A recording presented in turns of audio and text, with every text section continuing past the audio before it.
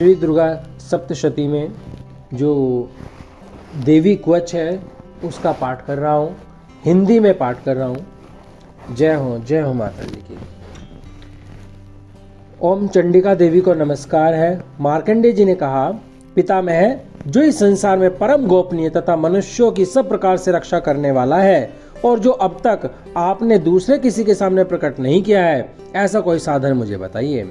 ब्रह्मा जी बोले, ब्राह्मण, ऐसा साधन तो एक देवी का कवच ही है, जो गोपनीय से भी परम गोपनीय, पवित्र तथा संपूर्ण प्राणियों का उपकार करने वाला है। महामुने, उसे श्रवण करो। देवी की 9 मूर्तियां हैं, जिन्हें नवदुर्गा कहते हैं। उनके पृथक पृथक नाम बतलाए जाते हैं। प्रथम नाम शैलपुत्री है, दूसरी मूर्ति का नाम ब्रह्मचारिणी है, तीसरा स्वरूप चंद्रघंटा के नाम से प्रसिद्ध है, चौथी मूर्ति को कूष्मांडा कहते हैं, पांचवी दुर्गा का नाम स्कंद माता है, देवी के छठे रूप को कात्यायनी कहते हैं, सातवां कालरात्रि और 8वां स्वरूप महागौरी के नाम से प्रसिद्ध है। नवी दुर्गा का नाम सिद्धिदात्री है। ये सब नाम सर्वज्ञ महात्मा वेद भगवान के द्वारा ही प्रतिपादित हुए हैं। जो मनुष्य अग्नि में जल रहा हो, रणभूमि में शत्रुओं से घिर गया हो, विषम संकट में फंस गया हो तथा इस प्रकार भय से आतुर होकर जो भगवती दुर्गा की शरण में प्राप्त हुए हो, उनका कभी कोई अमंगल नहीं होता। युद्ध के समय संकट में पड़ने पर भी उनके ऊपर कोई विपत्ति नहीं दिखाई देती। उन्हें शोक, दुख और भय की प्राप्ति नहीं होती। जिन्होंने भक्ति पूर्वक देवी का स्मरण किया है, उनका निश्चय ही अबुद्धय होता है। देवेश्वरी, जो तुम्हारा चिंतन करते हैं, उनकी तुम निसंदेह रक्षा करती हो। चामुंडा देवी प्रेत पर आरूढ़ होती हैं, वाराही भैंसे पर सवारी करती हैं, इंद्री का वाहन ऐरावत हाथी है, वैष्णवी देवी गरुड़ पर ही आसन जमाती हैं, माहेश्वरी वृषभ पर आरूढ़ होती हैं, कौमारी का वाहन मयूर है, भगवान विष्णु की प्रियतमा लक्ष्मी देवी कमल के आसन पर विराजमान है और हाथों में कमल धारण किए हुए हैं। वृषभ पर आरूढ़ ईश्वरी देवी ने श्वेत रूप धारण कर रखा है।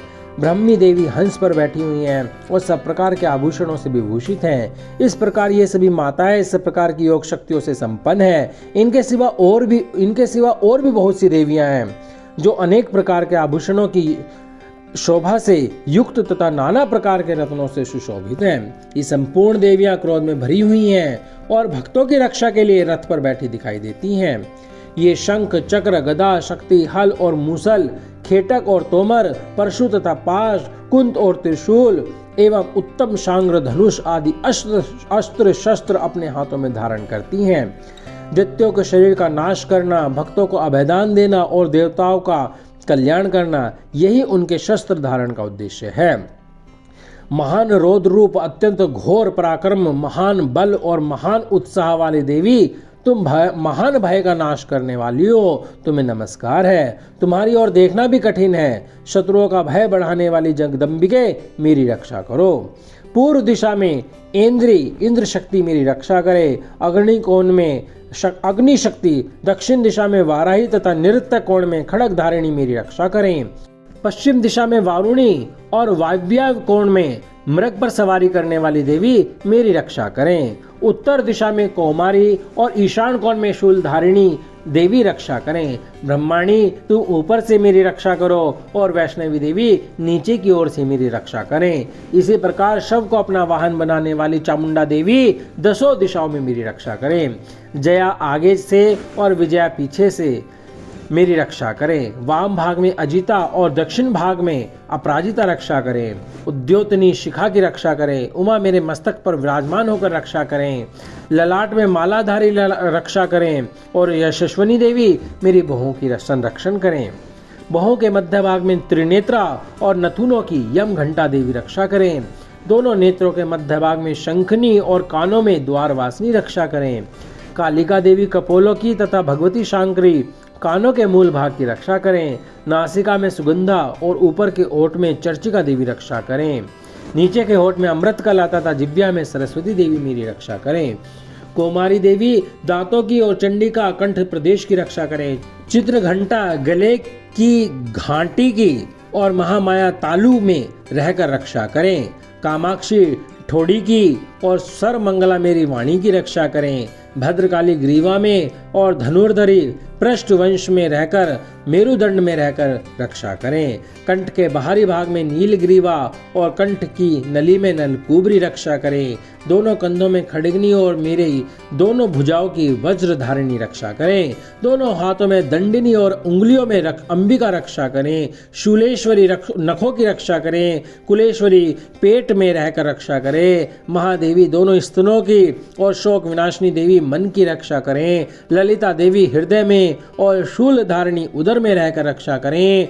नाभि में कामिनी और गुह्य भाग की गुहेश्वरी रक्षा करें। पूतना और कामिका लिंग की और महिषवाहिनी गुदा की रक्षा करें। भगवती कटी भाग में और विंध्यावासिनी घुटनों की रक्षा करें। संपूर्ण कामनाओं को देने वाली महाबला देवी दोनों पिंडलियों की रक्षा करें। नारसिंगी दोनों घुट्टियों की और तेजस्वी देवी दोनों चरणों के पृष्ठभाग की रक्षा करें। श्री देवी पैरों की उंगलियों में और तलवासिनी पैरों के तलवों में रहकर रक्षा करें। अपनी दाढ़ों के कारण भयंकर दिखाई देने वाली दंष्ट्रा कराली देवी नखों की और ऊर्ध्वकेशिनी देवी केशों की रक्षा करें। रोमावलियों के छिद्रों में कोबेरी और त्वचा की वागीश्वरी देवी रक्षा करें। पार्वती देवी रक्त, मज्जा, वसा, मांस, हड्डी और मेद की रक्षा करें। आंतों की कालरात्रि और पित्त की मुकुटेश्वरी रक्षा करें। मूलाधार आदि कमल कोशों में पद्मावती देवी और कफ में चूड़ामणि देवी स्थित होकर रक्षा करें। नख के तेज की ज्वालामुखी रक्षा करें, जिसका किसी भी अस्त्र से भेदन नहीं हो सकता। वह अभेद्या देवी शरीर की समस्त संधियों में रहकर रक्षा करें। ब्रह्माणी आप मेरे वीर्य की रक्षा करें। छत्रेश्वरी छाया की तथा धर्मधारिणी देवी मेरे अहंकार, मन और बुद्धि की रक्षा करें। हाथ में वज्र धारण करने वाली वज्र हस्ता देवी मेरे प्राण, अपान, व्यान, उदान और समान वायु की रक्षा करें। कल्याण से शोभित होने वाली भगवती कल्याण शोभना मेरे प्राण की रक्षा करें। रस, रूप, गंध, शब्द और स्पर्श इन विषयों का अनुभव करते समय योगिनी देवी रक्षा करें तथा सत्वगुण, रजोगुण और तमोगुण की रक्षा सदा नारायणी देवी करें। वाराही आयु की रक्षा करें। वैष्णवी धर्म की रक्षा करें तथा चक्रणी देवी यश, कीर्ति, लक्ष्मी, धन तथा विद्या की रक्षा करें। इंद्राणी आप मेरे गोत्र की रक्षा करें। चंडिके तुम मेरे पशुओं की रक्षा करो। महालक्ष्मी पुत्रों की रक्षा करें और भैरवी पत्नी की रक्षा करें। मेरे पथ की सुपथा तथा मार्ग की क्षेमकारी रक्षा करें। राजा के दरबार में महालक्ष्मी रक्षा करें तथा सब और व्याप्त रहने वाली विजया देवी संपूर्ण भयों से मेरी रक्षा करें। देवी जो स्थान कोच में नहीं कहा गया है अतएव रक्षा से रहित है, वह सब तुम्हारे द्वारा सुरक्षित हो, क्योंकि तुम विजयशालिनी और पाप नाशनी हो। यदि अपने शरीर का भला चाहे तो मनुष्य बिना कवच के कहीं एक पग भी न जाए। कवच का पाठ करके ही यात्रा करे। कवच के द्वारा सब ओर से सुरक्षित मनुष्य जहाँ जहाँ भी जाता है वहाँ वहाँ से धन लाभ होता है तथा संपूर्ण कामनाओं की सिद्धि करने वाली विजय की प्राप्ति होती है। वह जिस जिस अभिष्ट वस्तु का चिंतन करता है उसको निश्चय ही प्राप्त कर लेता है। वह पुरुष इस पृथ्वी पर तुलना रहित महान ऐश्वर्य का भागी होता है। कवच से सुरक्षित मनुष्य निर्भय हो जाता है। युद्ध में उसकी पराजय नहीं होती तथा वह तीनों लोकों में पूजनीय होता है। देवी का यह कवच देवताओं के लिए भी दुर्लभ है। जो प्रतिदिन नियम पूर्वक तीनों संध्याओं के समय श्रद्धा के साथ इसका पाठ करता है उसे देवी कला प्राप्त होती है तथा वह तीनों लोकों में कहीं भी पराजित नहीं होता। इतना ही नहीं, वह अपमृत्यु से रहित हो 100 से भी अधिक वर्षों तक जीवित रहता है।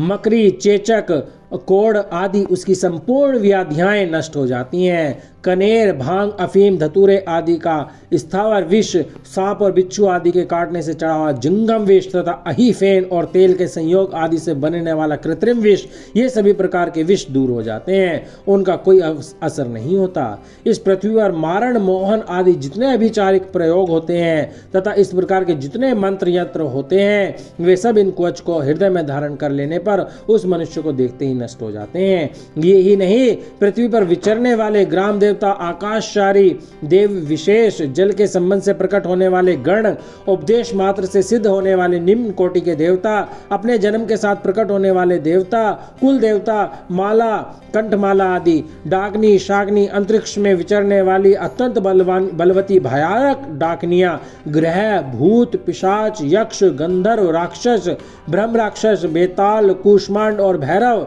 आदि अनिष्ट कारक देवता भी हृदय में कवच धारण किए रहने पर उस मनुष्य को देखते ही भाग जाते हैं। कवचधारी पुरुष को राजा से सम्मान वृद्धि प्राप्त होती है। यह कवच मनुष्य के तेज की वृद्धि करने वाला है और उत्तम है। कवच का पाठ करने वाला पुरुष अपनी कीर्ति से विभूषित भूतल पर अपने सुयश के साथ साथ वृद्धि को प्राप्त होता है। जो पहले कवच का पाठ करके उसके बाद सप्तशती चंडिका का पाठ करता है, उसकी जब तक वन पर्वत और काननों सहित यह पृथ्वी टिकी रहती है, तब तक यहाँ पुत्र पौत्र आदि संतान परंपरा बनी रहती है। फिर देह का अंत होने पर वह पुरुष भगवती महामाया के प्रसाद से उस नित्य परम पद को प्राप्त होता है, जो देवताओं के लिए भी दुर्लभ है। वह सुंदर दिव्य रूप धारण करता और कल्याण में शिव के साथ आनंद का भागी होता है। बोलो जय माता की। इति देव्या कवचम संपूर्णम। जय माता की, जय माता की, जय माता की। जो जयकारा लगाएगा निहाल हो जाएगा। बोलो सांचे दरबार की जय।